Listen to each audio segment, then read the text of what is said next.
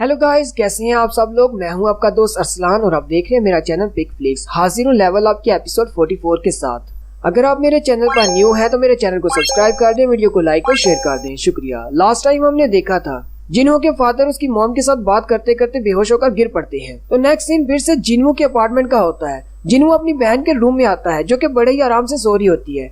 जिन्हों उसकी तरफ देखता है और कहता है ये तो कितनी आराम से सो रही है, मुझे डीमन कासल में जाना है, पता नहीं वहाँ पर मेरे कितने दिन लग जाए, तब तक कोई इसको आकर नुकसान न पहुँचा दे, मुझे इसकी प्रोटेक्शन का ख्याल भी रखना होगा। साथ ही जिन्हों अपने शैडो सोल्जर्स को बाहर निकालता है। जिन्हों के पास 3 हाई ऑक्स निकलते हैं। जिन्हों कहता है ये काफी होंगे किसी ए रैंक के हंटर को डील करने के लिए। जिन्हों उन तीनों की तरफ देखता है और कहता है तुम तीनों तो कालकलान के गार्ड थे, लेकिन वहाँ पर तो 4 लोग थे, तुम 3 क्यों हो। उनमें से एक और उसे ऊपर की तरफ इशारा करता है। उसके इशारा करते ही जिन्हों को याद आता है कि जिन्हों ने अपने डोमिनेटेड टच एबिलिटी को इस्तेमाल करते हुए उनमें से एक गार्ड को ऊपर दीवार में गाड़ दिया था और वो अभी भी सीलिंग में गड़ा हुआ है, इसलिए उसके शैडो को एक्सट्रैक्ट नहीं कर पाया। जिन्हों उन तीनों में से 2 को कहता है 2 तुम में से वापस चले जाओ, जबकि एक यहीं पर रुके।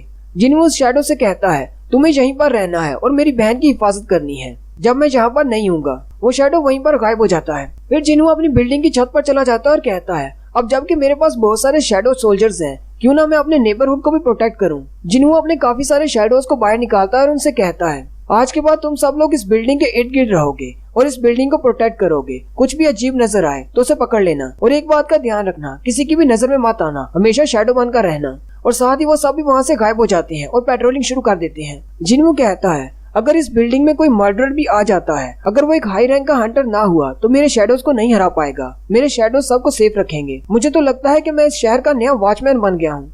नेक्स्ट सीन में जिन्हों की गाड़ी में बैठा होता है। जिन्हों से कहता है क्या तुम्हें रात को अच्छे से नींद आई। जिन्हों से कहता है हाँ वो होटल काफी ज्यादा अच्छा था जहाँ पर मैं रुका हुआ था, उसकी फैसिलिटीज काफी ज्यादा अच्छी थी, मैं अच्छे से सोया। जिन्हों से कहता है अच्छा ठीक है, तुम कुछ दिन तक उसी होटल में रुको जब तक मैं अपने गिल्ड के लिए एक बिल्डिंग नहीं ढूंढ लेता। जिन्हों सोचता है मैंने तो इससे जान छुड़ाने के लिए इससे कहा था कि मैं अपना गिल्ड क्रिएट करना चाहता हूँ और मैं इसे वाइस मास्टर बना लूंगा, मुझे नहीं लगा था कि ये वाकई में अपने गिल्ड को छोड़कर मेरे पास आ जाएगा। जिन्हों से कहता है लेकिन इस वक्त सुबह सुबह तुम कहाँ पर जा रहे हो। जिन्हों उस वक्त गाड़ी का दरवाजा खोलता है और जिन्हों से कहता है मैं जा रहा हूँ, बाय, और साथ ही नीचे छलांग लगा देता है। उसी वक्त जिन्हों के पास विंडो ओपन होती है कि तुम डीमन कासल के अंदर इंटर हो चुके हो। जिन्हों डीमन कासल के अंदर खड़ा होता है और कहता है इस बार मेरी डिफिकल्टी लेवल बहुत ज्यादा बढ़ने वाला है क्योंकि 75 फ्लोर तक तो मैंने क्लियर कर दिया था, इसलिए मैं अपनी तैयारी करके आया हूँ। जिन्हों ने वहाँ पर मौजूद फायर से अपने आप को बचाने के लिए एक बड़ा सा रोब लिया होता है और साथ ही उसने एक आर्टिफैक्ट के तौर पर एक रिंग खरीदी होती है जो कि एक नेमलेस रिंग होती है जो कि मैजिक के साथ इम्ब्यूटेड होती है। जिन्हों कहता है इस बार मैं अपनी पूरी तैयारी के साथ आया हूँ, आज तो मैं डीमन किंग को मार कर ही जाऊंगा। जैसे ही जिन्हों थोड़ा सा आगे बढ़ता है उसी वक्त विंडो ओपन होती है और कहा जाता है तुम्हारे पास एक नई क्वेस्ट है। पहले वाली क्वेस्ट के सामने ही पार्ट 2 लिखा जाता है। जिन्हों से कहा जाता है कि तुमने डीमन सोल्स को कलेक्ट करना है। जिन्हों की क्वेस्ट ये होती है कि उसने डीमन किंग जिसका नाम बैरन है, बैरन को मारना है जो कि टॉप फ्लोर पर रहता है और उसकी सोल को कलेक्ट करना है। इसी के बाद इसकी क्वेस्ट खत्म होगी और इसके 3 रिवार्ड्स हैं। पहले रिवार्ड में उसे हाईएस्ट क्वालिटी का रून स्टोन मिलेगा। जिन्हों कहता है इस बार के रिवॉर्ड्स तो पहले से भी ज्यादा अच्छे हैं। जिन्हों कहता है इससे मुझे हाई क्वालिटी का जो रून मिलने वाला है उसको तोड़ने से मुझे जॉब स्पेसिफिक स्किल मिलेगा, जैसे कि मेरे पास पहले से 2 स्किल्स हैं अपनी जॉब के रिलेटेड। जिन्हों के पास 3 स्किल्स हैं। पहला स्किल उसका शैडो एक्सट्रैक्शन है, दूसरा स्किल उसका शैडो सेव है और तीसरा स्किल उसका डोमेन ऑफ द मोनार्च है। जिन्हों कहता है ये सारे स्किल बहुत ज्यादा अच्छे हैं। डोमेन ऑफ द मोनार्च को मैंने कारगलान के खिलाफ इस्तेमाल किया था जहाँ पर मेरे शैडोज की पावर 50% तक बढ़ गई थी। एक और विंडो ओपन होती है और जिन्हों से कहा जाता है 1 से 76 तक सारे फ्लोर अनलॉक हो गए हैं, तुम कौन से फ्लोर पर जाना चाहोगे। जिन्हों कहता है मुझे डायरेक्टली 76 पे जाना है और जिन्हों ट्रांसफर होकर सीधा 76 पे चला जाता है। जैसे ही वो फ्लोर 76 पे जाता है वहाँ पर बहुत सारे डीमंस होते हैं जो कि साइज में भी काफी ज्यादा बड़े होते हैं।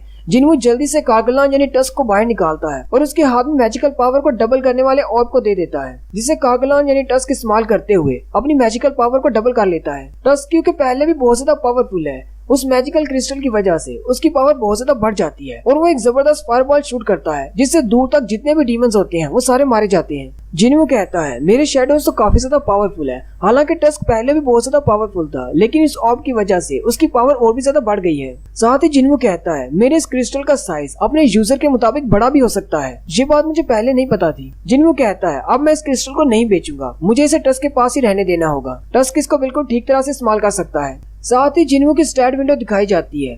जिन्हों इस वक्त लेवल 81 पर है। नेक्स्ट सीन हॉस्पिटल का होता है। जिन्हो के डैड उठते हैं और डॉक्टर से पूछते हैं मैं कितने दिन तक सोया रहा। डॉक्टर उसे कहते हैं तुम 2 दिन तक सोए रहे हो। जिन्हो के डैड डॉक्टर से कहते हैं मुझे लगता है कि मैं काम की वजह से बहुत ज्यादा थक चुका हूँ, इसीलिए मैं बेहोश हो गया था।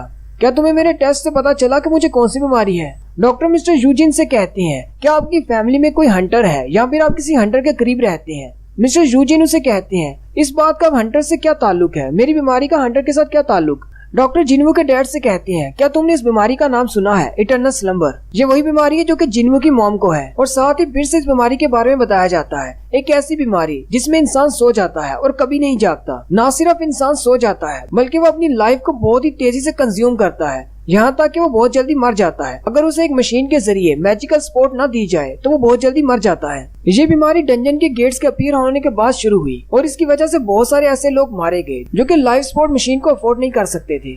डॉक्टर मिस्टर यूजिन को सारी बात बताते हैं कि इससे तुम्हें इसी तरह का महसूस होता रहेगा और एक दिन तुम अचानक सो जाओगे और कभी नहीं उठोगे। मिस्टर यूजिन डॉक्टर से कहते हैं लेकिन इस सारी बीमारी का हंटर्स के साथ क्या ताल्लुक है?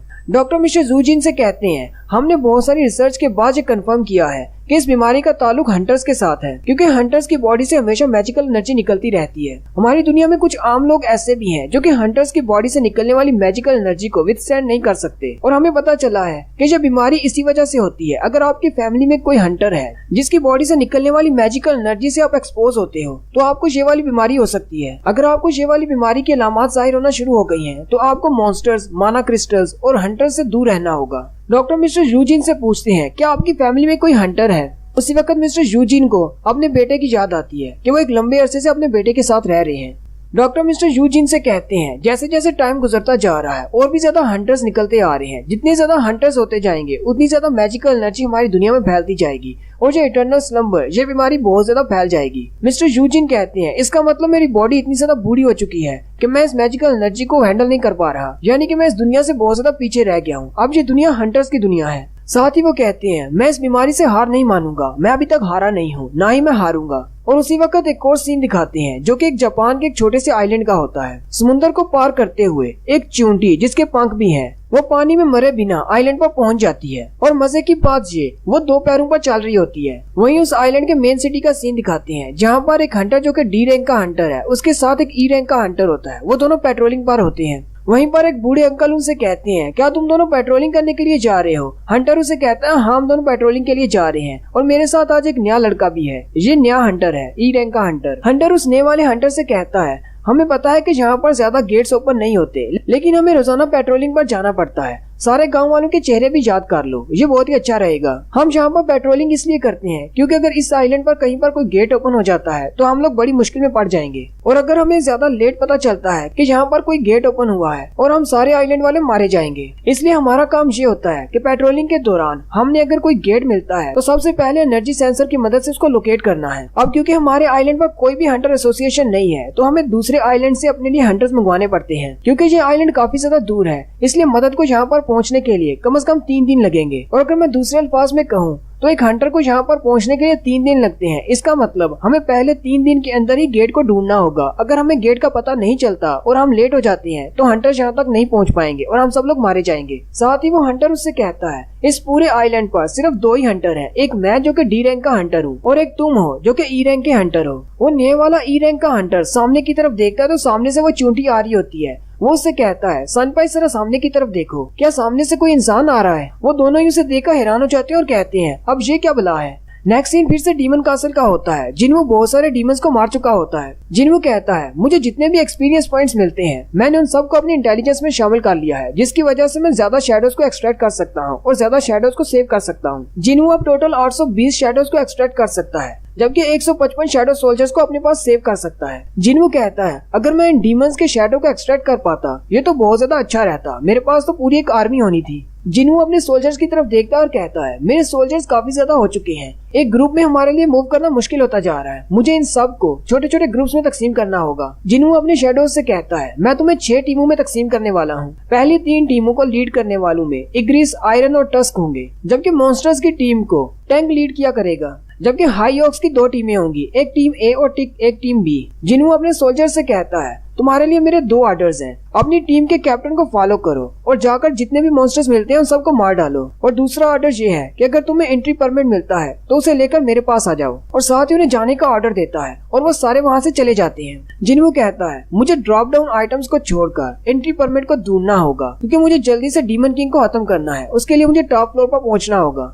थोड़ी ही देर के बाद जिन्हू के पास एक्सपीरियंस पॉइंट्स आना शुरू हो जाते हैं। जिन्हू कहता है, अभी तो मेरी टीम्स को यहाँ से गए हुए ज्यादा टाइम नहीं हुआ और मेरे पास एक्सपीरियंस पॉइंट्स आना भी शुरू हो गए। इसका मतलब मेरी टीम्स काफी ज्यादा अच्छा कर रही हैं। मुझे लगता है कि अपने सोल्जर्स को टीम्स में तब्दील करके मैंने बहुत ही अच्छा फैसला किया है। इससे मेरा टाइम बचेगा, वो मेरे लिए सारा काम कर देंगे। और यहीं पर हमारी एपिसोड 44 का एंड होता है। एक्सप्लेनेशन अच्छी लगी हो तो कमेंट करके जरूर बताएं। चैनल को सब्सक्राइब कर दें, वीडियो को लाइक और शेयर कर दें। शुक्रिया।